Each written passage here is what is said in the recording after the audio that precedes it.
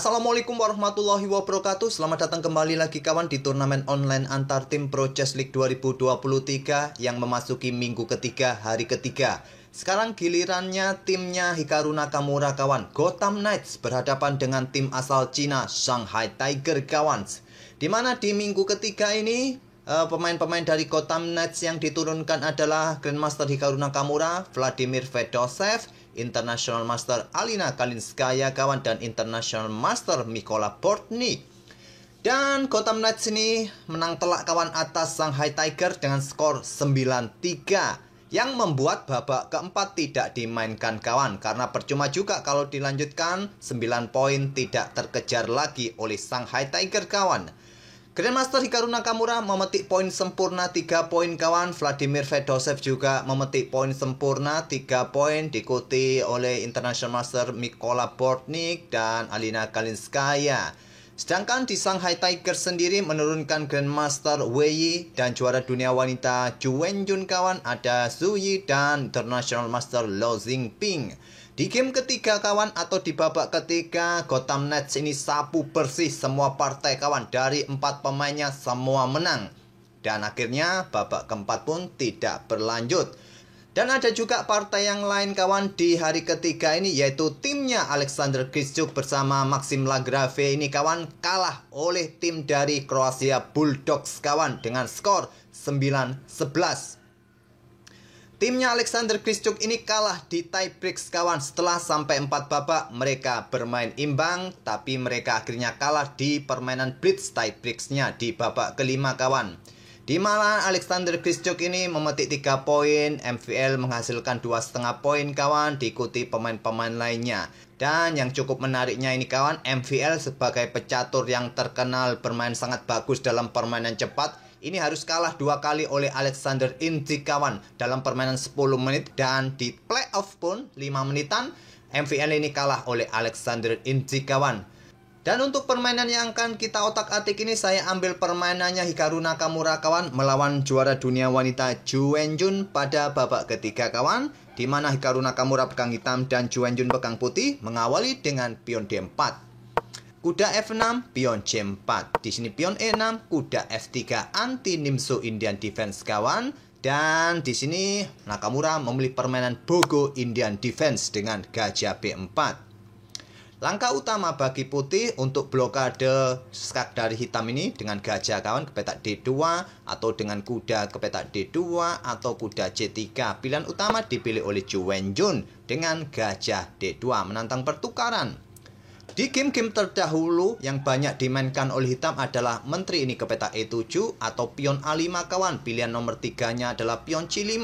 Kalau menurut Stockfish kawan, gajah ditarik mundur ke petak E7 atau langsung pertukaran atau kuda C6 kawan. Itu pilihan dari Stockfish.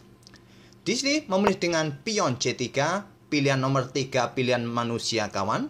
Dan gajah pukul gajah diambil balik oleh pion C. Dengan bermain pion C5 tadi, sekarang konsekuensinya Hikaru Nakamura mempunyai pion yang double di lajur B kawan, dan memberikan keleluasan bagi putih untuk bermain dengan pion pusatnya nanti untuk kontrol semua di baris kelima ini dengan 3 pionnya kawan. Tentu pengembangan kuda terlebih dahulu diikuti dengan pion E4. Di sini kawan, tentu pengembangan kuda ke petak D2 diikuti pion E4 merupakan opsi yang bagus juga, atau dengan pion E3 membuka diagonal terang kawan, tapi memilih dengan pion G3 oleh Zhu Wenjun. Dan di sini pion B6 sama-sama menjawab Fiacento gajah terangnya kawan, saling berlawanan gajah terang sekarang. Dan rokade oleh Zhu Wenjun kawan. Pion A5 dilanjutkan oleh Nakamura untuk perkuat pion B-nya di sini, dan menteri naik ke petak D3. Untuk perkuat peta E4 baru nanti disusul kuda ini kawan. Kalau kuda terlebih dahulu, posisi menteri tadi terblokade oleh langkah kuda jika ingin maju kawan. Di sini barulah Nakamura rokade. Selanjutnya kuda B berkembang ke peta D2, Nakamura melanjutkan dengan pion D6 kawan. Ini untuk mengantisipasi pion E4 ini. Dan pada posisi ini kawan, engine komputer menyarankan benteng-benteng putih ini yang digeser kawan. Baik benteng F ataupun benteng A ini mau bergerak ke lajur E, ke lajur D, atau yang sisi kiri ini bergerak ke lajur C, ke lajur D, merupakan beberapa opsi kawan, atau menantang pertukaran dengan pion A3. Tapi di sini Zhou Wenjun memilih dengan pion E4 kawan, langsung disergap ditantang dengan pion E5 oleh Nakamura. Dengan memainkan pion ini kawan dan diikuti pion E5 lanjut Hikaru Nakamura ini, di sini putih akan mempunyai masalah di petak gelap ini kawan. Di petak C5 jika pion pukul pion, maka ruang lemah akan bisa diisi oleh salah satu kuda hitam nanti kawan, bisa bergerak ke outpost petak C5 ini. Oleh karena itu di sini Zhou Wenjun sedikit menahan, tidak melakukan baku hantam kawan. Seumpama diterima seperti ini akan sedikit saya lanjutkan. Anggap saja seperti ini kawan dan berlanjut pertukaran menteri. Nanti mungkin benteng akan digeser oleh putih, tetap kawan. Petak lemah ini akan bisa diisi oleh hitam dan akan menjadikan jangkar serangan bagi hitam dengan kuda-kudanya nanti kawan. Bisa kuda ini atau kuda ini nanti bergerak ke petak C5. Kembali lagi ke langkah aslinya, jadi sedikit menahan diri, tetap mengontrol petak ini kawan. Tapi nanti jika didahului juga petak C5 ini masih bisa diisi oleh hitam. Pion A3 lanjut Zhou Wenjun menentang pertukaran, ditolak dengan langkah kuda A6. Menjaga petak B5-nya siap lompat ke petak C5 jika sudah tidak ada pion di lajur D kawan. Benteng FD1, benteng E8 kawan, dan sekarang pion D5. Tidak mengadu pionnya kawan, tidak ingin lajur ini juga terbuka bagi benteng hitam. Dia menutup permainan di petak pusat dengan rantai pion seperti ini. Dan sekarang ada keleluasan bagi kudanya Hikaru Nakamura lompat ke petak C5 kawan. Tapi Hikaru Nakamura memilih kudanya ke D7 terlebih dahulu. Mungkin kuda yang ini akan mengisi petak C5 dan persiapan juga membuka lajur F. Bentengnya siap digeser lagi kawan ke lajur F. Gajahnya juga siap direposisi di diagonal C8H3 karena diagonal terang panjang ini sudah tertutup oleh dua pion putih yang sulit dibongkar lagi kawan. Kita lihat saja. Pion A4. Di sini kuda D yang ke C5 kawan. Menteri bergeser menghindari ancaman kuda ke E3. Gajah langsung direposisi karena diagonal ini sudah tidak efektif lagi bagi gajahnya. Dan persiapan pion F5. Mungkin kalian tertarik dengan H4. Merupakan salah satu pilihan terbaik untuk mencegah pergerakan pion ke F5 ini kawan. Tapi Zhou Wenjun memilih dengan langkah pion B3 kawan. Sekarang pion ini juga lemah kawan. Coba lihat dalam pressure kuda ataupun menteri ini sulit untuk meninggalkan baris ketiga untuk tetap menjaga pion. Jadi nanti para perwira juga akan tetap menjaga pion ini. Kalau pion ini sampai jebol, alamat sudah kawan, ada pion bebas di lajur B nanti. Tentu saja pion F5 lanjut Nakamura kawan. Pion E pukul pion F5, gajah ambil balik pion F5, kuda G5.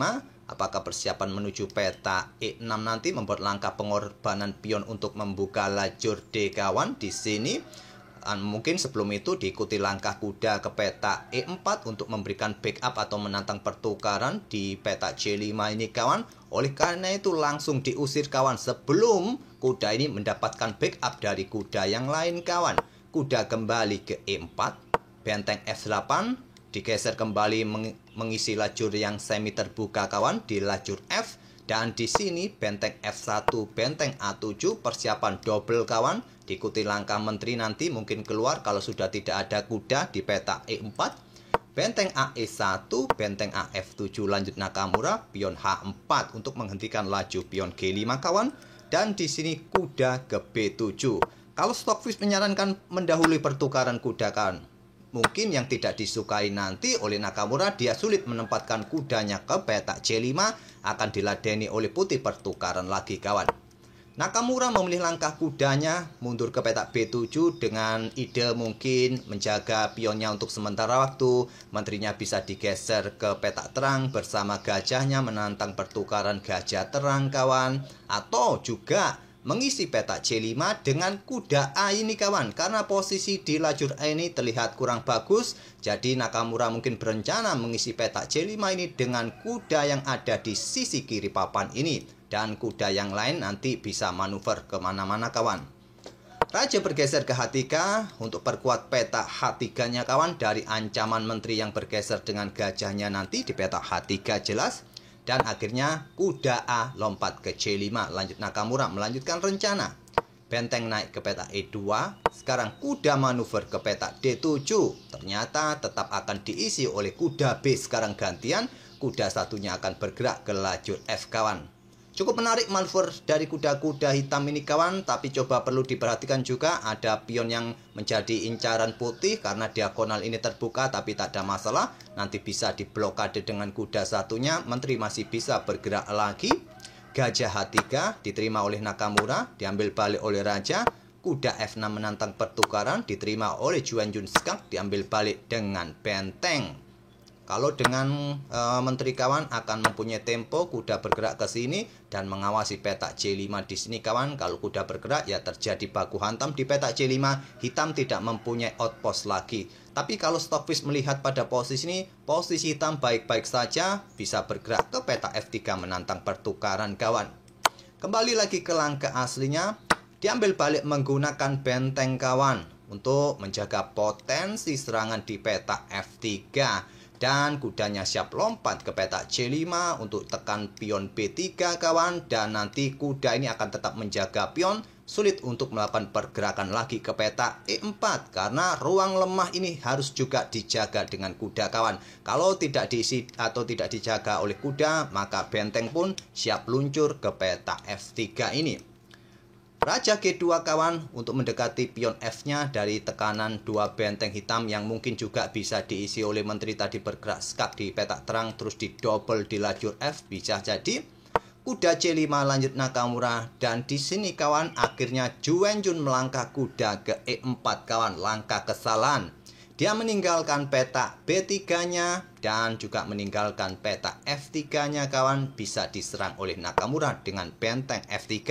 Pion yang ada di samping di lajur B ini jatuh, pion ini bisa lolos kawan. Dan di sini kawan, menteri ambil benteng. Terus langkah apa yang terbaik bagi putih pada posisi ini kawan? Pion F3, mungkin kalian tertarik memainkannya? Ya, pion E3 ini merupakan salah satu solusi juga.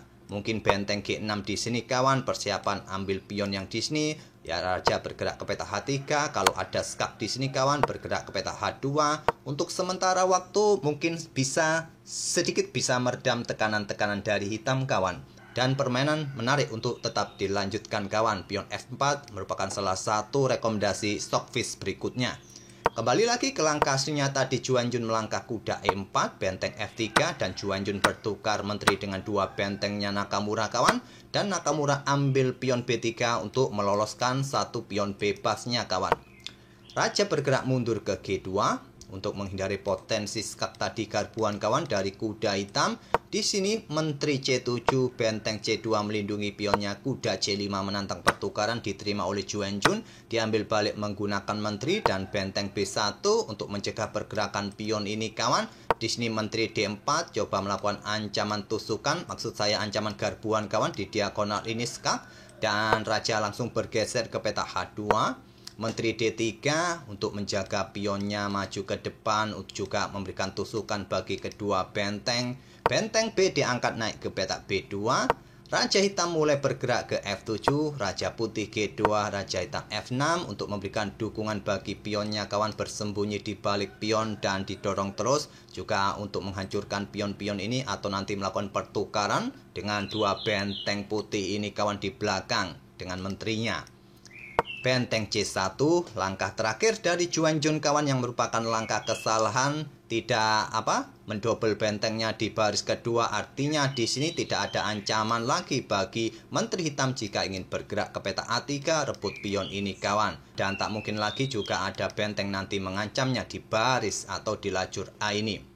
Itulah yang dilakukan oleh Nakamura kawan, menteri A3. Di sini Juan Jun menyerah di langkah ke-40, sudah jelas pion ini jatuh di langkah berikutnya. Mau permainan dilanjutkan dengan cara benteng didouble di lajur B ini, ya pion ini jatuh, ada dua pion bebas nanti kawan yang sulit untuk dikawal lagi walau masih mempunyai sepasang benteng. Nanti pergerakannya juga bisa dibantu raja maju terus kawan, pion siap didorong memberikan jalan bagi raja bergerak ke sini untuk rebut pion ini, dan pion ini juga siap jatuh di langkah berikutnya kawan. Oke, tak perlu kita lanjutkan lagi langkah-langkahnya kawan, memang sangat panjang, pastinya kalian sudah paham dan pastinya mudah bagi kalian untuk melanjutkan game seperti ini, tak perlu kita otak-atik lagi. Oke kawan, itulah permainan Hikaru Nakamura. Sampai minggu ketiga ini kawan, Nakamura bermain 11 game kawan, karena di babak keempatnya tidak dilanjut, percuma juga karena poinnya sudah tidak mungkin terkejar lagi kawan. Dan dari 11 game yang dimainkan oleh Nakamura. Dia hanya 1 kali kalah kawan dari Women Grandmaster yang gamenya sudah kita ulas. Nanti di akhir video bisa kalian lihat sendiri permainan dari Hikaru Nakamura yang kalah oleh pemain wanita. Oke, terima kasih sudah mampir kembali kawan, dan kita akan bertemu di video-video berikutnya. Bagi kawan-kawan yang baru mampir, bisa kalian subscribe channel kami ini untuk memberikan dukungan dan like video kami kawan. Kita akan bertemu di video-video berikutnya. Terima kasih. Wassalamualaikum warahmatullahi wabarakatuh.